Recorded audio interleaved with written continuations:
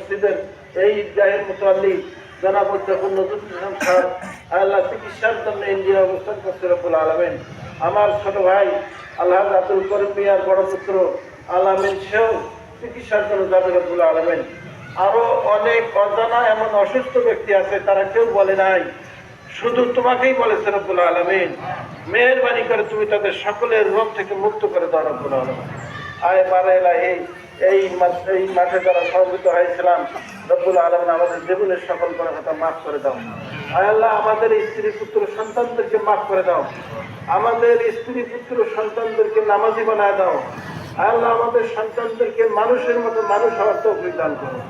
আয় আল্লাহ পিতার মনের আকাঙ্ক্ষা পূরণ করে দাও, মায়ের মনের আকাঙ্ক্ষা পূরণ করে দাও রব্বুল আলামিন। আমাদের বাপের বংশের মায়ের বংশের যত মর্জিগান আছে সকলের কবরের সব পৌঁছায় দাও রব্বুল আলামিন।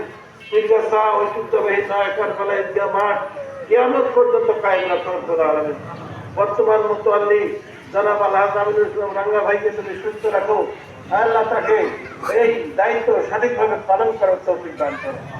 আল্লাহ আমরা যারা মাঠে ছুটে ছিলাম আমাদের মধ্যে মহব্বত ভাইয়া পিতা আলম পয়দা করে দাও, আমাদের বন্ধু দৃঢ় করে দাও রব্বুল আলামিন। আমাদের মধ্যে যারা অভাব আছে তাদের অভাব দূর করে দাও, যারা বিপদে আছে তাদের বিপদ দূর করে দাও, যারা মুশকিলে আছে তাদের সবাই নামাজের জন্য দাঁড়িয়ে আছে, নামাজের জন্য।